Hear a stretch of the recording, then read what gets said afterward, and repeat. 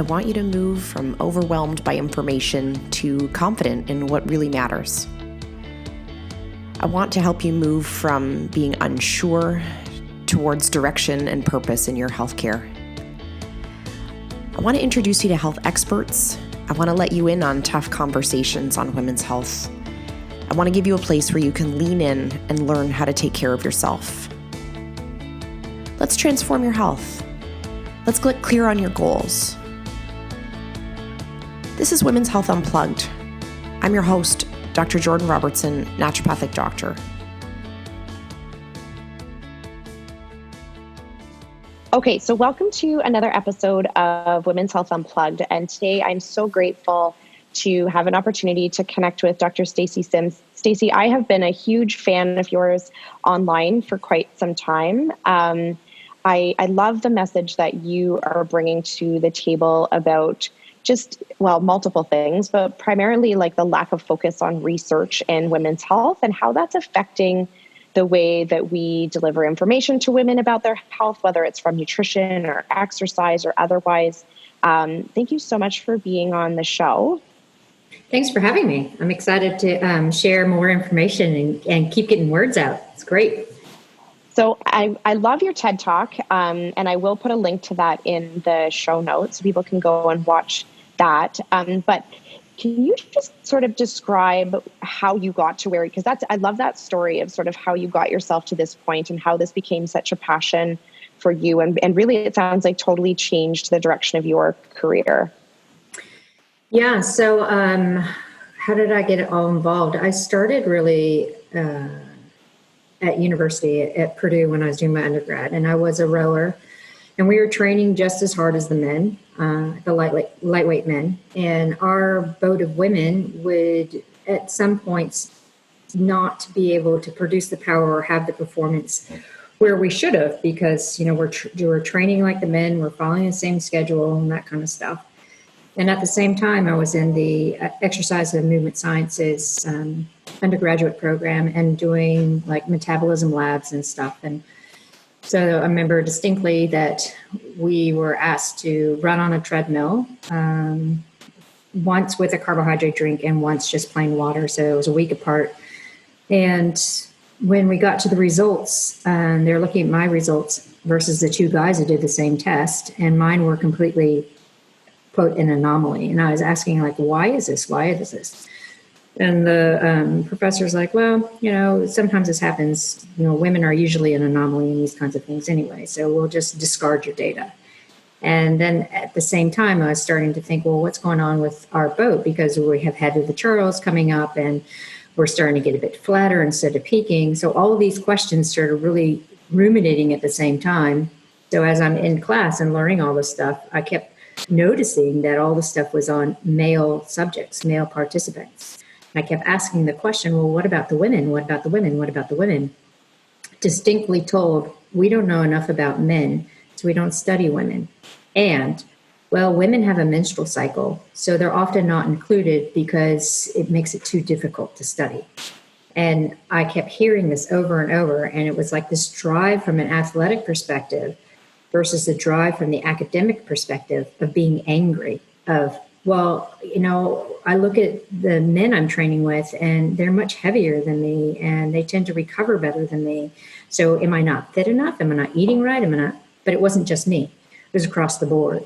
And then we'd have erg tests and we'd notice that sometimes we'd just be spot on and other times it'd be flat. So started, as girls do in a team, talking about menstrual cycles, and it started coming together that there were some things that were happening that were positive when we were certain parts of our menstrual cycle versus not.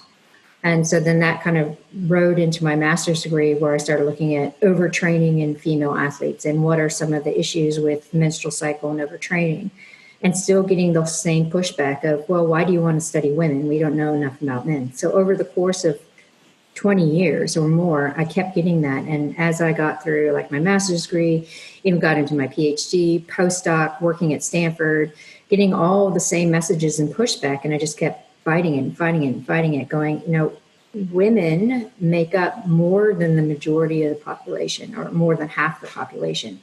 And every corner that I go around in biomedical research, it's all based on male data. So you see these poor outcomes in cancer therapies. You see these poor outcomes in diet trends. You see these poor outcomes in training mechanisms.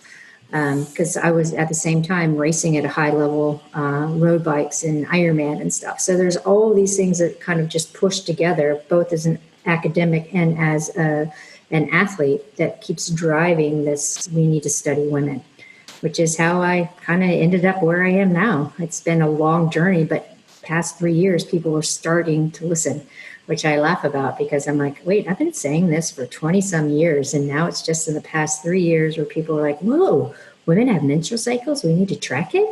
Whoa, what happens across the menstrual cycle? And then what happens when we get into menopause? Is it the same thing? And it's not. I mean, it changes yet again, right? So I get a lot of questions, especially in that peri-postmenopausal area of female athletes who are still trying to drive hard with their training and their performance and going, well, what's going on? And yeah, so that's it in a nutshell, I suppose. It's amazing. And I feel like, and that we see get sort of reflected in clinical practice, right? So when I'm working with women, it's the same thing. It's like, and regardless of whether they are going to see their family practitioner about their mood or about their digestion or about their weight management or their cholesterol, never is there a conversation about the implication of their female hormones in that conversation, when we can see it showing up, right, in all areas of health, but yet it's very rarely talked about as part of the conversation at a primary care level, right? We just ask if they have a period, and if they do, great, and if they don't, great, right? And they sort of carry on. So I think that's what made me so fascinated in having a conversation. And so what has that led to now? Like, what does your work look like now? So I said a few different places. I have a research position that where all my PhD students are. So we're looking at various things like sex difference in concussion recovery, because estrogen has a direct effect on BDNF, which is, the healing neuropeptide for the brain. We're looking at phase training for strength development, ACL rehabilitation, looking at the effects of the menstrual cycle and developing a rehabilitation program based on the menstrual cycle.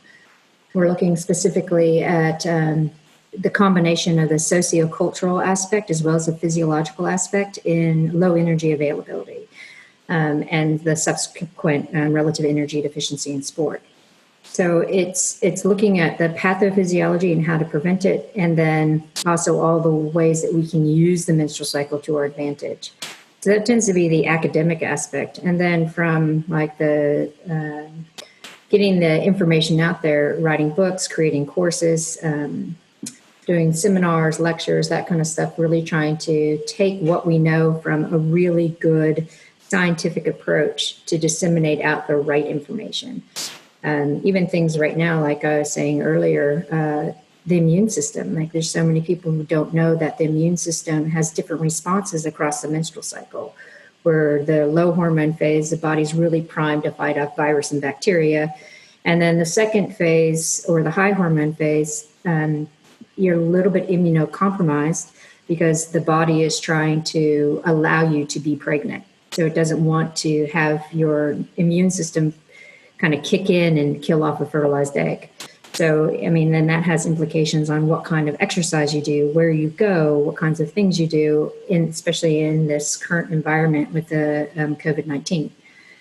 So we're really trying to push that information out there. So specifically what I wanted to talk to you about today, and this I saw after watching a few of your videos looking at the implications of women doing like a macronutrient restricted diet, like the ketogenic diet, is I'd love for us to talk a little bit about hypothalamic amenorrhea. And that's, so just to sort of explain for our listeners, and the way I describe it to my patients, it's basically when you've turned your menstrual cycle off, like upstairs, right? So, yeah. Your brain, for whatever reason, and there's a few different reasons, doesn't actually feel like the situation is safe enough for you to maintain your menstrual cycle. And whether that comes from actual legitimate stress itself, which we think that could potentially play a role, or that we're creating a physiological stress, right?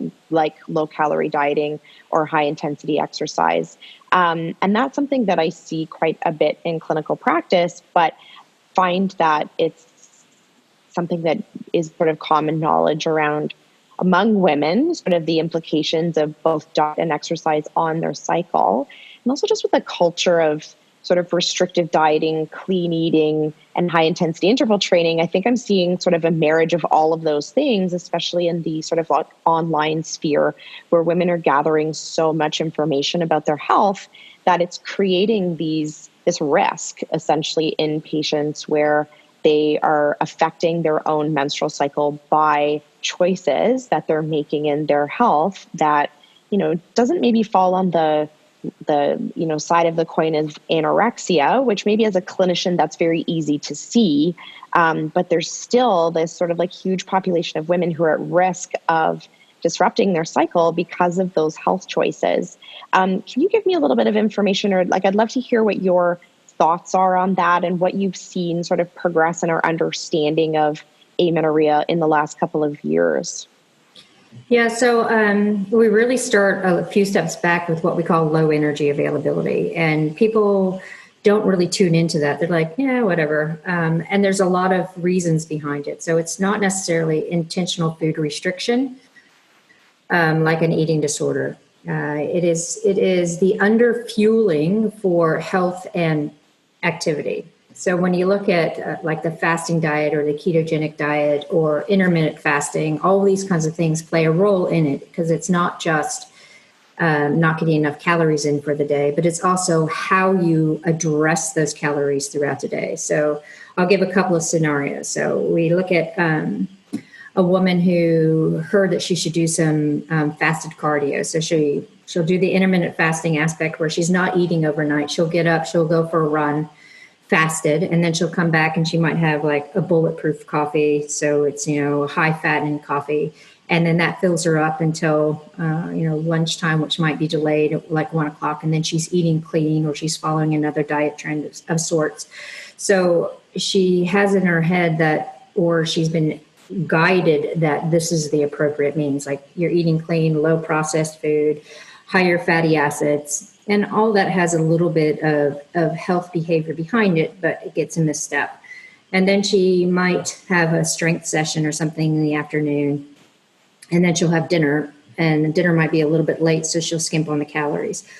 And when you look at the overall arching picture of that, if I set it up, a lot of women will be like, yeah, that's me. I can do that. I'm fine. But when you look at what the calorie intake is for the day, it's well below that what your body needs for health.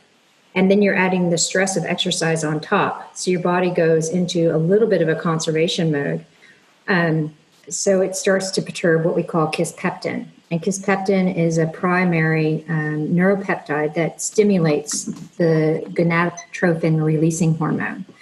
And if you don't have GnRH, then you don't get the stimulation for your menstrual cycle. So it's the very basis of endocrine dysfunction. So when you start having that perturbation of kisspeptin, then there's also a downturn of your thyroid. So your resting metabolic rate goes down.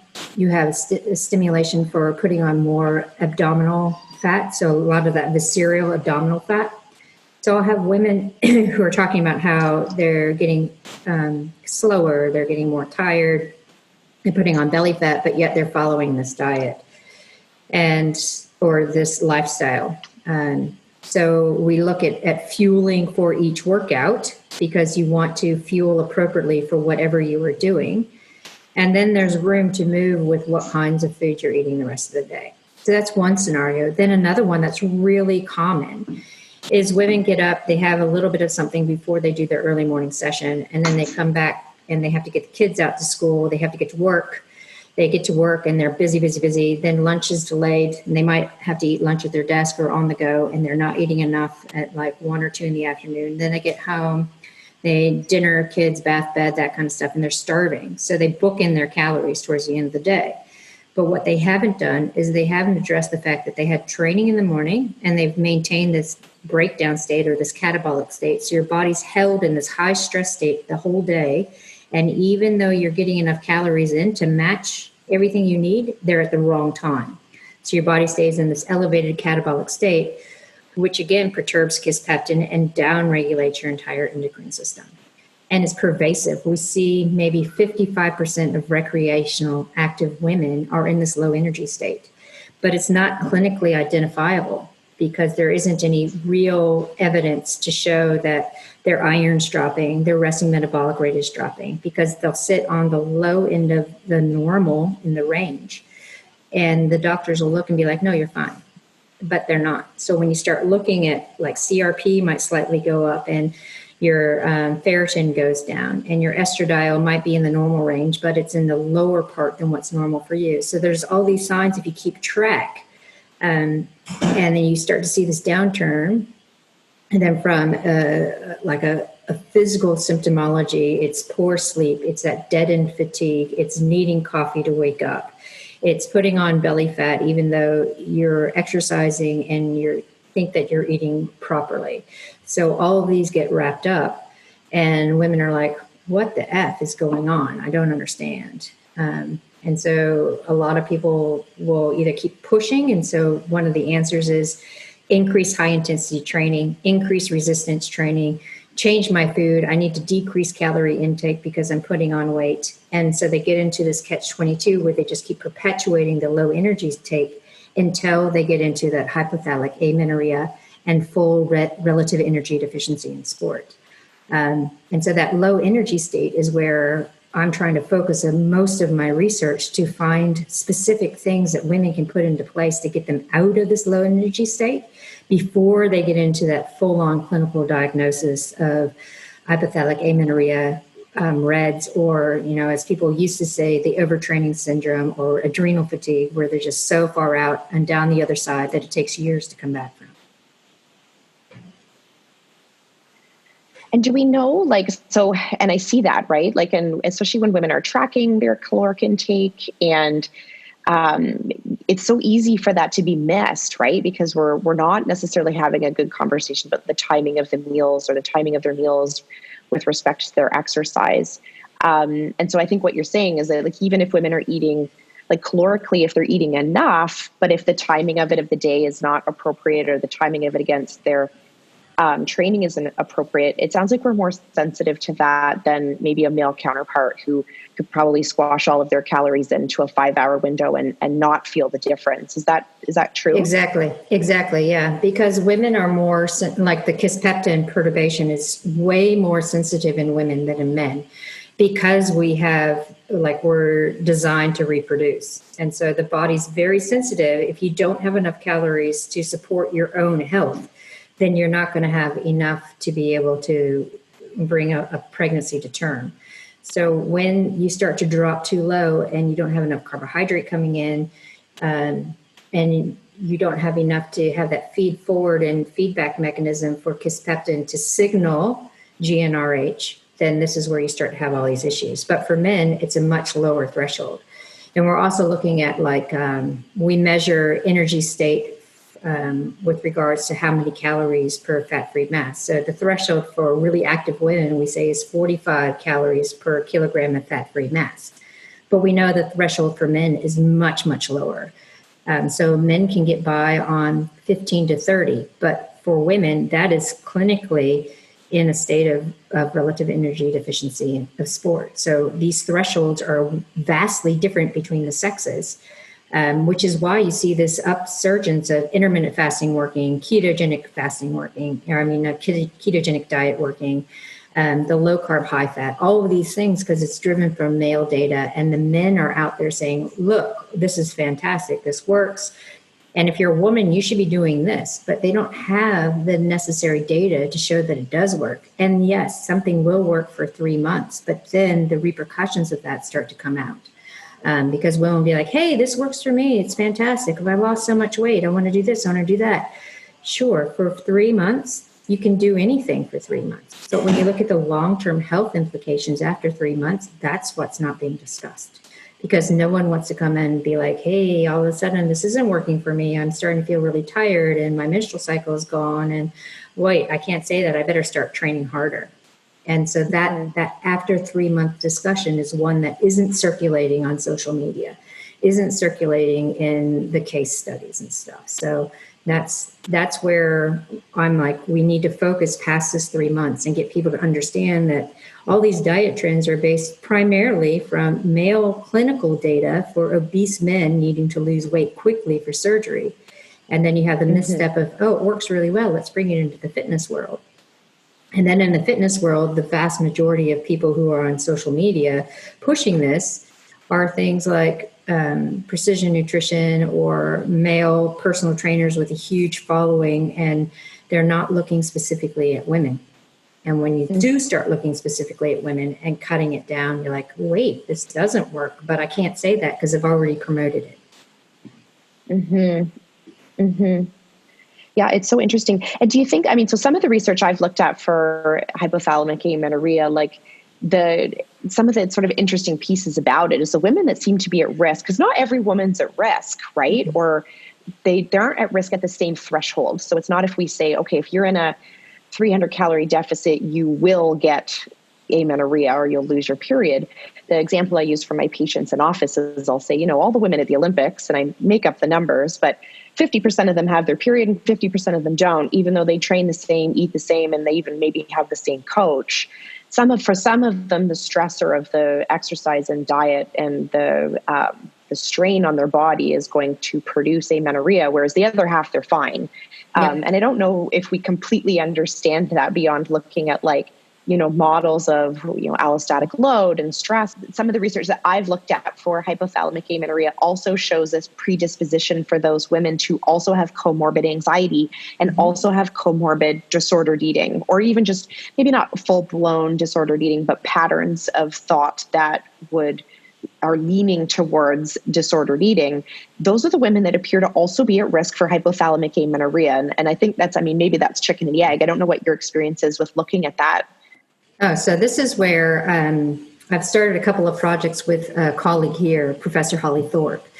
And she is this incredible sociologist that looks at the sporting culture. And so we've merged to see, she does a lot of interviews to get in depth about attitudes towards food, how people grew up, how people have been treated in a coaching environment, if they've ever been told they're too fat, or what power to weight ratio is. And so we have this really rich data set of interviews for quite a few of the high professional athletes here, from like age group, elite Ironman status, women who are on the world stage for their own group, age group, to Olympic athletes, and then just recreational female athletes. And we're seeing that when you merge some of the anxiety and the social efficacy around the cultural sporting environment with the physiological, those that have had some missteps with coaches or have felt that food has a direct impact from a negative standpoint on performance are those who are at a higher risk. So when you start merging the socio-cultural aspect and understanding the drive for sport, the drive for the activity levels, the drive for acceptance within a different culture or different environment, and you look at the hormonal responses, it's a completely different picture than what we read in the clinical environment where no one looks at that context.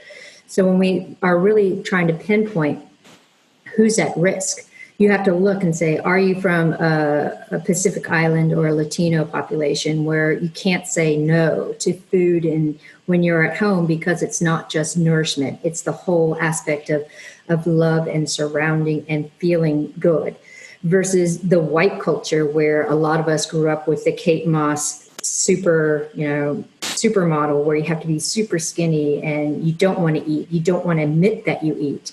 Or if you do, then it's just like a lettuce leaf. And you still see that endemically in a lot of the Fitspo articles and the Fitspo social influencers, where they're not talking about what they ate. They're talking about how much they lifted, or, this one particular supplement. So no one talks about food in that culture. So when you start to look at these different cultures and pull them into the context of sport, or pull them into the context of high intensity CrossFit or these other like boot camp and that kind of stuff, and you understand the drive and where people are coming from, then you can start to pick out who's at a higher risk and who's going to do something about it.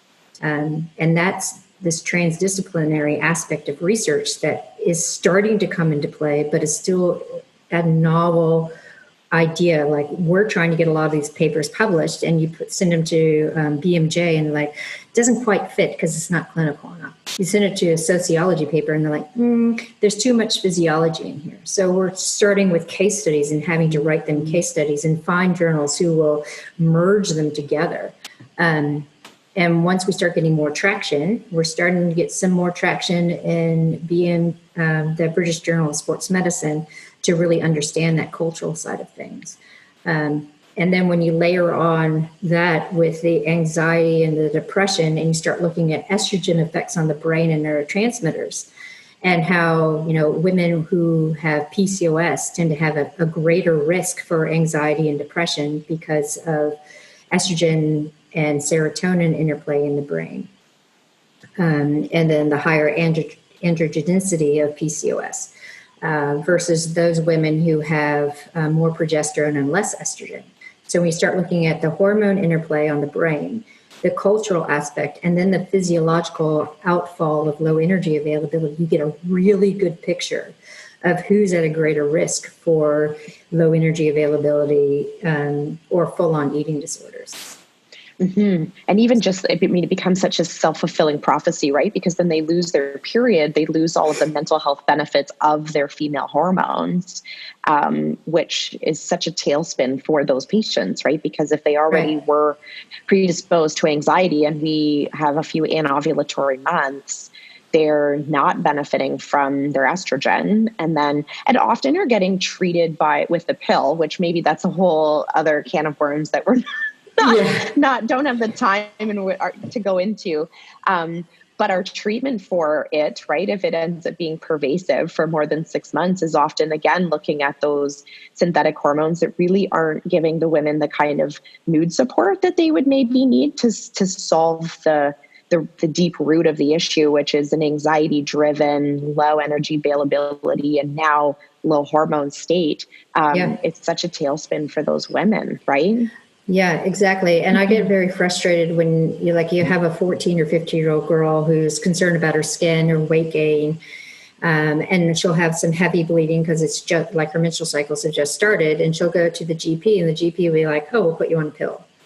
And so it's very still the commonplace for girls to be put on an OC, and they don't question it. They're just like, oh, okay, well, then I'll be regular. My skin will improve, and I can track when my period's going to be, and maybe I'll skip the sugar pill week so that I don't have to have a period. And it goes on through their 20s and their 30s, right? And then they might stop because they want to have a kid, and then they'll get back on it, and then they get to perimenopause, and they want to go on hormone replacement or menopause hormone therapy.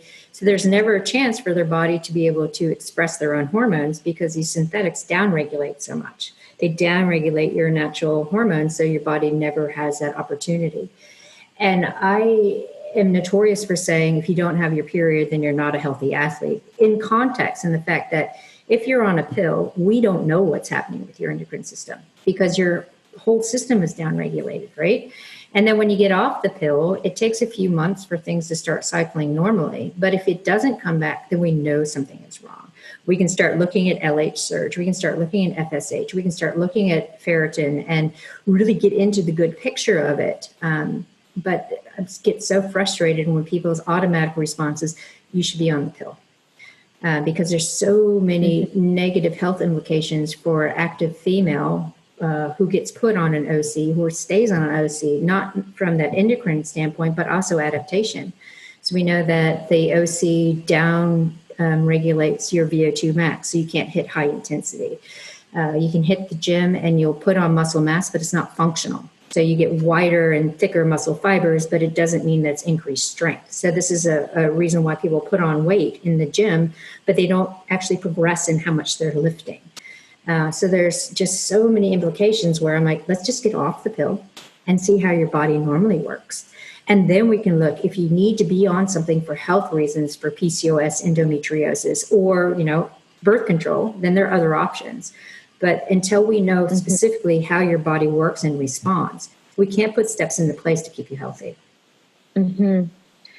And so with the hypothalamic amenorrhea, so just looping back to that, I mean, the big issue is that sort of like low energy availability. And regardless of, so it sounds like women, like from a, they're working, when we're looking at like calorie availability versus energy output, we're talking more in like windows of time during the same day versus like worrying about their caloric intake over the course of a week, right? Because I think even we can often, sort of think bigger picture, and maybe I'm even at fault of this too, of having my patients look big picture at their week, because of the people's patterns of eating often involve some restriction during the week and then often binging on the weekends.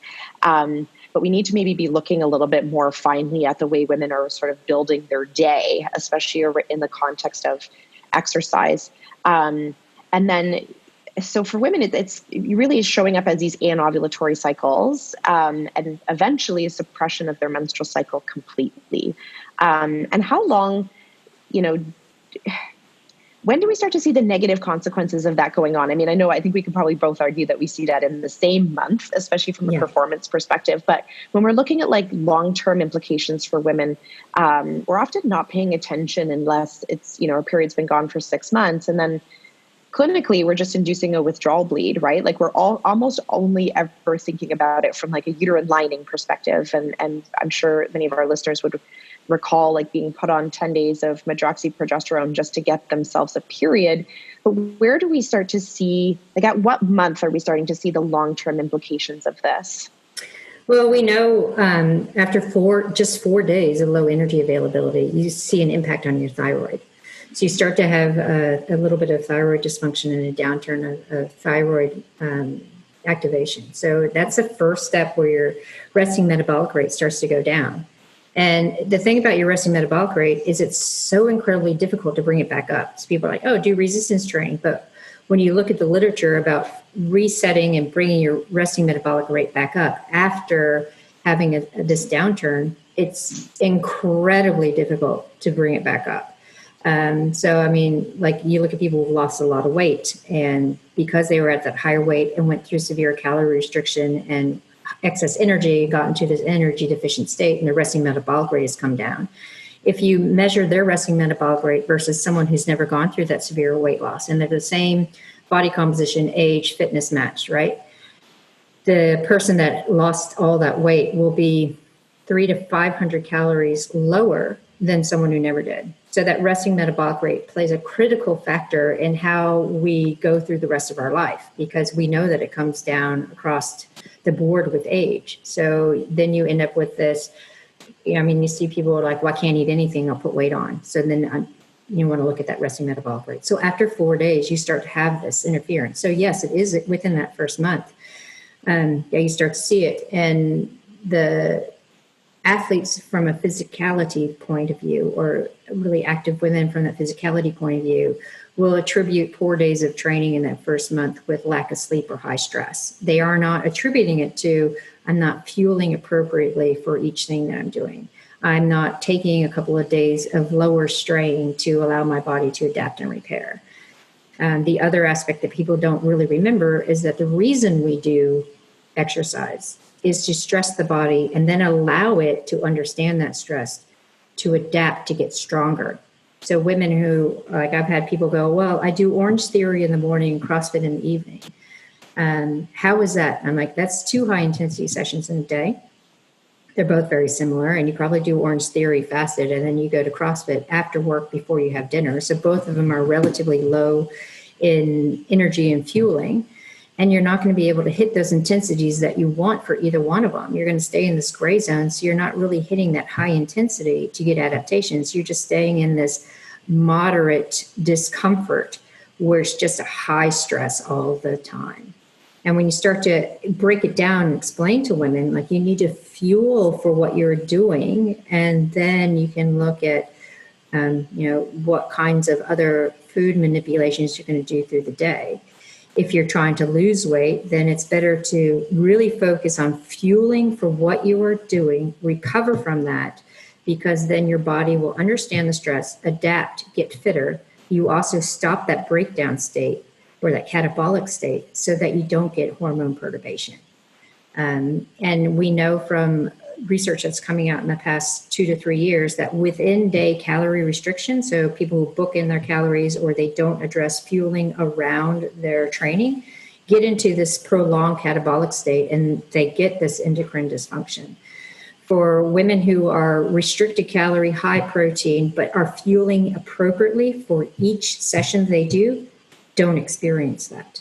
So it does come down to the timing and matching the fuel for the stress, not the overall day. Because if you book in your calories and you're not fueling and recovering for what you're doing, you're not going to adapt. You're going to stay in this high stress state. And that's the very starting point for all of this endocrine dysfunction and subsequent hypothalamic amenorrhea. Amazing. And I'd love to talk just a little bit about macronutrient manipulation, because I think that's, beyond caloric restriction, that's a huge buzzword. I find it completely fascinating that the only 2 clinical trials we have on using diet to treat PMS are actually about giving carbohydrates. So we have got one study on feeding 4 slices of bread per day in the luteal phase, and those women do better. My ongoing joke is I could have told them that. Yeah, exactly. and the other one is actually a fed carbohydrate drink, right? Like purposeful 40, 50, 60 grams of carbohydrate in their luteal phase, and they have improvement in PMS. And I find that so fascinating because of the culture around carbohydrate restriction online and sort of the discussion around low carbohydrate dieting for women.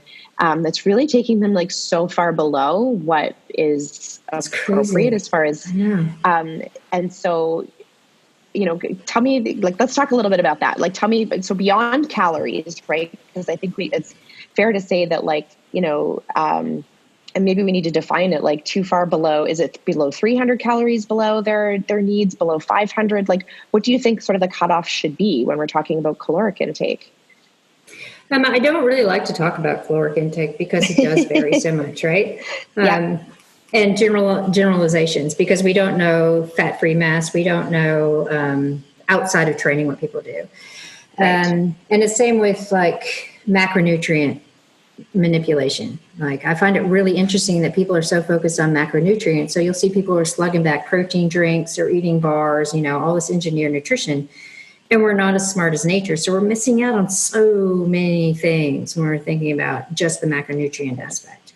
But when we think about like the low hormone versus the high hormone phase and attenuating PMS with carbohydrate, it is because there is a fuel shift that occurs during the menstrual cycle, where when estrogen is low, your body can access and use carbohydrate really well. So it uses it when it needs it, and you can afford to have a little bit less carbohydrate in your diet then. But when you hit ovulation, estrogen surge, and in the mid to late luteal phase, high hormone phase, estrogen inhibits the body's ability to access and use carbohydrate. And so your body's like, wait, I need carbohydrate because there's all these functions that require carbohydrate, but estrogen is inhibiting the body's ability to access it and use it. So when you're looking at all the aspects of PMS, the bloating, the gut irritability, the depression, some of the temperature intolerances that happen, the salt cravings, the chocolate cravings, all these are an offshoot of estrogen perturbing so many different systems. But if you add carbohydrate, it attenuates that perturbance. So it is this like shift. If you're tracking your cycle and when you hit ovulation and when you hit the high hormone phase, you can adjust your overall intake of carbohydrate in and around training in particular so that you don't get into that high stress, but also with a slight upturn of your resting metabolic rate in that high hormone phase. It's because your body's like, hey, I need more fuel. I'm building this tissue. This tissue requires fuel, primarily carbohydrate. It also requires more zinc and more magnesium because the cells that are going to build this and the immune response required to build this tissue before we shed it or keep it is something that's not talked about either. But you need that zinc, you need that magnesium, and you need that increased carbohydrate just to maintain that equilibrium across the board. It's so awesome. It's so fascinating. And I love that like not wanting to generalize around the caloric intake. Even when I talk to patients about it, I say, well, in theory, like that's the math. The problem is like the number that we're trying to gauge right? The number that we're guessing from is an absolute guess, right? Like when we're talking about metabolic rate, like that is an absolute guess. And so, yes, we can generalize around what caloric restriction or whatnot should look like to either gain weight or lose weight. But the number that we're supposed to be starting from is one that we're guessing. Yeah, I know. The only way that I will like dial things in is in my athletes who come in for resting metabolic rate, using a DEXA and gas exchange so we can really dial it in. And then there are also the professional athletes that work with a performance dietitian, and we can say, hey, you need an extra 1,000 calories a day. No one wants to eat an extra 1,000 calories a day. So instead of telling them you need to eat that, we go, well, let's just fuel a little bit better in and around training. So nonchalantly, they're adding calories without actually having to focus on 1,000 calories or 800 calories, because there's such a negative connotation about more calories because we've just all been so conditioned that less is more. When in fact we know, especially with active women, more is more. You eat more, especially around your exercise, then you end up losing the extra weight without having a negative impact on overall health.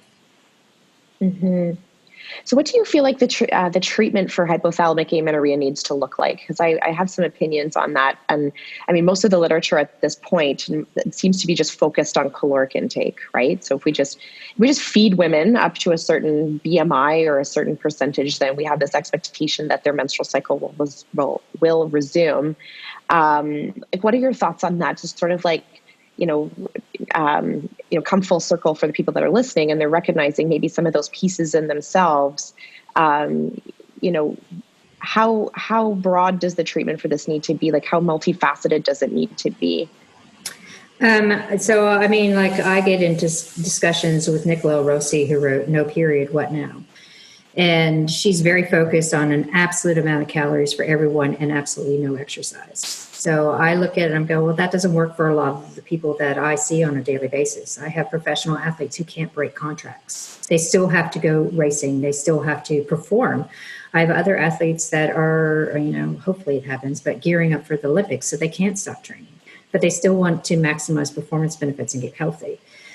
And then I have recreational athletes who exercise because of the stress release. And if they don't exercise, then the mental ramifications are huge. So we can't look at no exercise, you have to get 2,500 calories. We have to look at the delta change, right? So we look at what kind of training are you doing? So we limit training hours and we limit intensity and volume. So we just look at key sessions. What do you need to do for mental health? Do you need to do CrossFit 5 times a week for mental health? No, you don't. We look at it and it's like, we can look at doing CrossFit 3 times a week, really enjoy it, hit it hard, get that endorphin rush. And the other 2 days, let's look at doing some more mindfulness or yoga, or maybe going out for a hill walk that gives you that space and a little bit of that hit, but it's not as intense.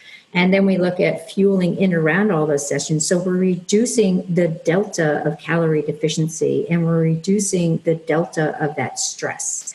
When we start looking at high performance athletes who have to keep racing, this is the same concept. Like I've worked with Ruth Winder, who went from being at the back of the pack professionally racing in a low energy state with no menstrual cycle to, over the course of 6 months, still racing and training at a high level, getting her menstrual cycle back and winning nationals, because we just looked at the delta change. So if we look at the delta change and that threshold and shrink it, then we can look at getting an LH surge back. We can look at getting ovulatory cycles back. So there isn't that absolute, let's just feed. We have to look at the overall picture and manage that delta. Mm-hmm, mm-hmm. Amazing. So final thoughts, where do you want to see this go? Like, I know like this is your passion, right? Like as far as what are your goals for the future for like this area of research, and what do you want to leave women sort of knowing and understanding about this area, and how can they learn more? Yeah, so I mean, there's 2 things that really drive right now. It's the developing athlete, like the girls who drop out of sport because they're putting on weight, they're gangly, and then if they stay in sport, they restrict calories and they get into all of these issues. It's like, I want to have a lot of education in around what happens at the onset of puberty and the changes around that, so girls don't have to go through that huge, massive weight gain and, discomfort around menstrual cycle and body changes and stuff. We need to have awareness around that, because that becomes the first step in subsequent years of understanding that low energy state and that calorie in, calorie out is not a good metric when you're looking at performance and health. And then once we get that into place and we start looking at changes throughout the lifespan, right? So we have premenopause, perimenopause, and menopause. Each of those states also have a different metric to put into play. It becomes about what kind of training you're doing, what kind of sleep you're getting, what kind of food, knowing that your body has a circadian rhythm and a seasonal rhythm. So when winter comes, your body's really primed to put on fat. So maybe we need to down regulate the kinds of carbohydrates you're eating.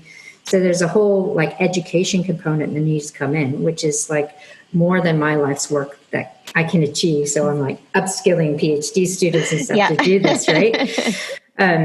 But my main passion right now is really educating young girls who are in sport and trying to empower them to work with their physiology and these changes and let them know it's a small blip in time.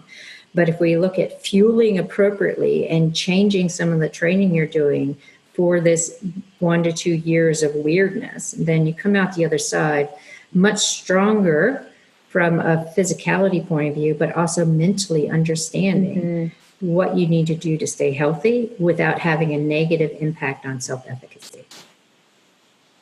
Amazing.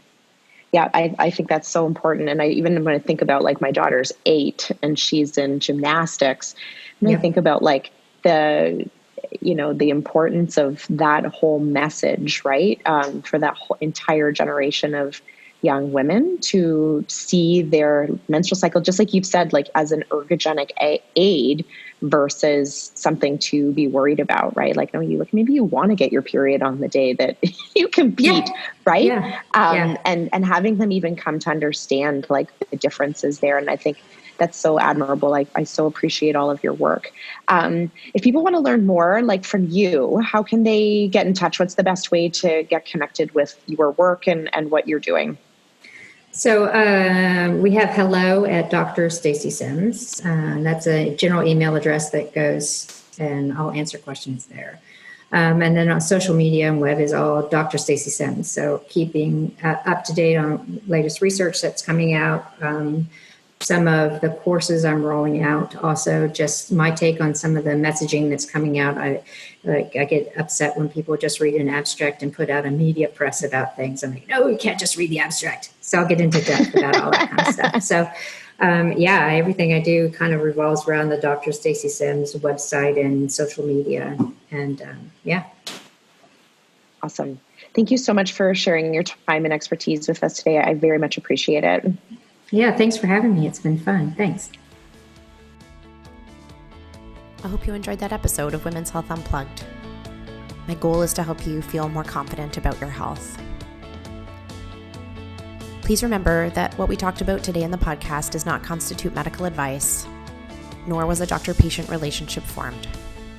If you have questions about your healthcare or about how today's topic pertains to you, please take it up with your family doctor, your specialist, or someone on your health team.